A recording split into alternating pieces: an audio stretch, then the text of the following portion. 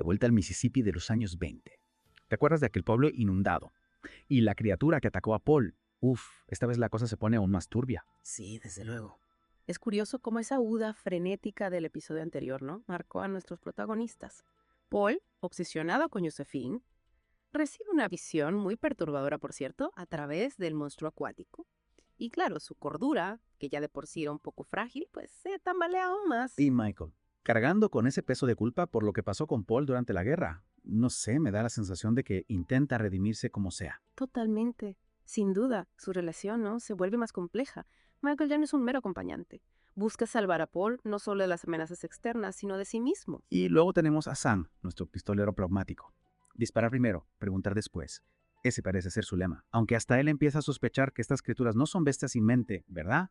Sino algo más. Organizado, ritual. Claro, sí, lo cual nos lleva a St. Louis y a la aparición, Tachan, de María, la escritora. Su personaje, plantea una cuestión bastante interesante sobre la premonición, ¿no? Y la intuición. ¿Son sus sueños simples pesadillas o hay algo más sobrenatural? Su libro, con esas descripciones tan precisas de las criaturas y los eventos, da miedo de verdad. Es como si accediera a un conocimiento oculto que la mayoría no conocemos. Exacto. Y el hecho de que busque nuestro grupo, ¿no?, que los necesite, sugiere que los ve como piezas clave en este drama.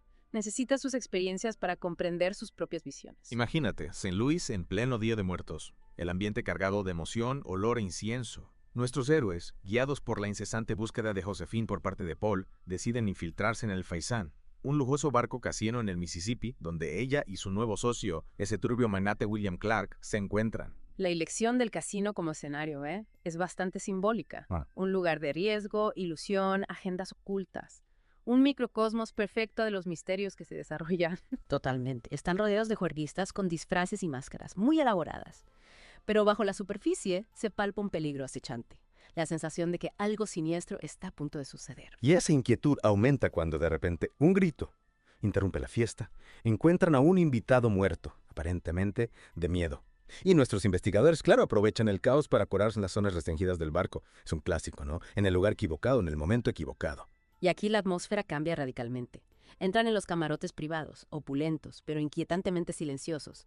El aire denso, húmedo y las paredes desnudas, grabadas con extraños símbolos que María reconoce como referencias a portales y sacrificios. Es como entrar en un mundo oculto, un lugar donde las reglas de la realidad son diferentes. Si lo conectamos con la trama general, sugiere que este barco casino no es solo una casa de apuestas, ¿verdad?, sino el escenario de algo mucho más peligroso. Clark y Josephine están jugando con fuerzas que no controlan, y esos símbolos en las paredes insinúan la verdadera naturaleza de sus ambiciones. ¿Y te acuerdas de esas criaturas con aspecto de rana que han ido apareciendo a lo largo de la historia? Bueno, nuestros héroes empiezan a oír cánticos y esos inconfundibles sonidos guturales que provienen de las profundidades del barco. Es como si el peligro se estuviera acercando, volviéndose más inmediato, más amenazador. Lo interesante es cómo reacciona cada personaje, ¿no?, ante esta tensión creciente. Paul, cegado por su obsesión por Josephine, se lanza hacia adelante, casi de forma imprudente. Es una clara señal de que su estado mental se está deteriorando, que su juicio está nublado. Mientras tanto, Michael intenta equilibrar su preocupación por Paul con su propia y creciente sensación de pavor. Está atrapado entre su necesidad de proteger a su amigo y el deseo abrumador de escapar de esta pesadilla. Y luego está María, cuya intuición parece estar en plena ebullición.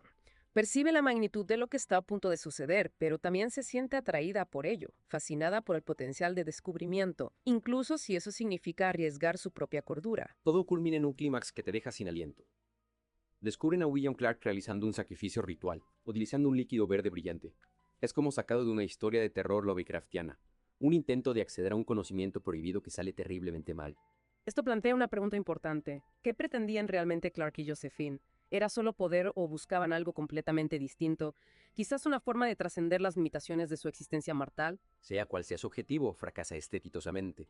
El ritual se descontrola, abriendo accidentalmente un portal a otra dimensión y liberando una entidad monstruosa, una criatura tan aterradora que casi destroza la cordura de todos los presentes. La descripción de esta entidad es realmente escalofriante. Se describe como una figura esquelética imponente, con 6 patas, ojos rojos brillantes y una boca que termina en un pico afilado. Su cuerpo está cubierto de zarcillos espinosos que se retuercen y parece latir con una energía malévola. Es como una pesadilla que cobra forma física. Y recuerdas esos extraños símbolos grabados en las paredes. Empiezan a brillar en respuesta a la presencia de la criatura, creando una red de energía pulsante que parece anclarla a este mundo. Es como si el ritual hubiera creado una puerta que no se puede cerrar fácilmente. Y aquí es donde la acción se intensifica. Es una lucha caótica, desesperada por la supervivencia. Sam, en un momento de pánico, prende fuego a todo el barco, hablando de echar leña al fuego. Es como si sus peores miedos se hicieran realidad. Atrapados en un barco en llamas que se hunde con una criatura de más allá de las estrellas. Y en medio de este caos, Paul sufre un colapso mental total. Se enfrenta a Josephine, solo para encontrarla transformada en un ser monstruoso, reflejo de la corrupción que ha estado gestándose bajo la superficie todo el tiempo. Esta transformación es particularmente significativa porque pone de manifiesto el tema de la corrupción, ¿no? Y el precio de la ambición descontrolada. Josephine, que una vez fue símbolo de belleza y deseo, se ha convertido en un reflejo retorcido de sus propios deseos oscuros. Es un momento realmente horrible para Paul, una ruptura final de sus ilusiones. Pero también es un punto de inflexión para Michael, quien en un acto de increíble valentía empuja a Josephine al portal, sacrificando su propia seguridad para salvar a su amigo. Este acto de desinterés dice mucho del carácter de Michael. Por fin es capaz de afrontar su culpa y redimirse ante los ojos de Paul, aunque eso significa enfrentarse a sus propios demonios internos en el proceso. Con Josephine desaparecida, el portal empieza a cerrarse y nuestros héroes consiguen escapar de los restos en llamas justo a tiempo. Pero la experiencia, claro, les deja profundas cicatrices, tanto físicas como emocionales. Aquí es donde vemos las consecuencias duraderas de los acontecimientos. Paul, llevado al borde de la locura, desaparece, dejando tras de sí solo susurros y rumores de una extraña criatura anfibia que ronda los pantanos. Es como si una parte de él se hubiera perdido en la oscuridad que encontró. Michael, aunque herido físicamente por su heroica intervención, encuentra por fin algo de paz interior. Ha pagado su deuda con Paul, pero el recuerdo de aquella noche sigue atormentándolo. Un recordatorio de la fragilidad de la cordura y de los horrores que acechan justo más allá de nuestra percepción. Es curioso, ¿no? Cómo estos epílogos reflejan la evolución a la falta de ella de los personajes a lo largo de la historia. Paul, por ejemplo, incapaz de afrontar la pérdida de Josephine y la ruptura de su imagen idealizada de ella. Sucumbe a las mismas fuerzas que intentaba comprender. Un final trágico que habla del poder destructivo de la obsesión, ¿no? Y de la fragilidad de la psique humana cuando se enfrenta a lo verdaderamente desconocido. Casi se convierte en un ejemplo de lo que no hay que hacer, ¿verdad? Una advertencia sobre los peligros de perseguir algo que nunca podrá poseerse realmente. Totalmente de acuerdo. Y en contraste, tenemos a Michael, que a pesar de sus heridas físicas, encuentra una sensación de paz interior.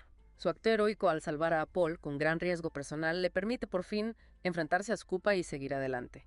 Un testimonio de que la redención es posible, incluso ante la oscuridad más abrumadora. Es interesante cómo la historia utiliza las cicatrices físicas como metáfora de las heridas psicológicas. La cojera de Michael, por ejemplo, es un recordatorio constante de su sacrificio, pero también simboliza su nueva fuerza, ¿no? Su resistencia. Claro. Y luego tenemos a Mr. Lost, que, aunque físicamente confinado a una silla de ruedas, encuentra una nueva forma de expresar su talento para el espectáculo, en su bar. Puede que ya no pueda hacer ilusiones en el escenario, pero sigue siendo capaz de cautivar al público con sus relatos sobre lo sobrenatural. Un recordatorio de que incluso ante la adversidad, el espíritu humano puede encontrar formas de adaptarse y perseverar. Es como si transformara su trauma en una forma de entretenimiento, ¿no? Utilizándolo para conectar con los demás y quizás incluso para ayudarles a dar sentido a sus propios miedos. Sí, puede ser. ¿Y qué hay de María? Su historia es especialmente intrigante. Se siente atraída por lo paranormal, fascinada por los misterios de la mente humana, ¿no? Y la posibilidad de desbloquear un potencial oculto. Los acontecimientos del Faisán no hacen más que intensificar su curiosidad, dejándola con más preguntas que respuestas. Es como si estuviera atrapada entre el mundo de lo racional y lo irracional, atraída por lo desconocido incluso cuando amenaza con abrumarla. Efectivamente. Y su conexión con Mr. Lost sugiere que no está sola en su búsqueda de la comprensión. Ambos tratan de desentrañar los secretos de lo sobrenatural, ¿no? Quizás encontrando consuelo en la compañía mutua y en las experiencias compartidas. Y luego está Sam, que adopta un enfoque más proactivo. Ha visto los horrores de primera mano y no se conforma con quedarse sentado, esperando a que vuelvan a suceder. Su llamamiento a una cruzada de caza de monstruos, habla de su sentido de la responsabilidad y su deseo de proteger a los demás. Es una yuxtaposición interesante con los demás personajes, ¿verdad? Mientras ellos se enfrentan a las consecuencias psicológicas y emocionales de los acontecimientos, Sam canaliza su experiencia hacia la acción. Representa la lucha contra la oscuridad invasora, un rayo de esperanza en un mundo que de repente se ha vuelto mucho más incierto. Entonces, ¿qué significa todo esto? ¿Cuáles son las conclusiones clave de esta inmersión en un misterio sobrenatural en el Mississippi? Bueno, por un lado, es una emocionante historia de aventuras, ¿no? Llena de suspense, acción, giros inesperados. Pero en un nivel más profundo, explora los temas de la naturaleza humana, la atracción por lo desconocido y las consecuencias de nuestras decisiones. Los viajes de los personajes nos obligan a enfrentarnos a nuestros propios miedos, a nuestras creencias, ¿no?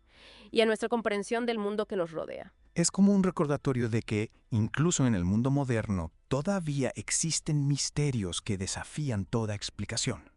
Fuerzas que apenas podemos comprender.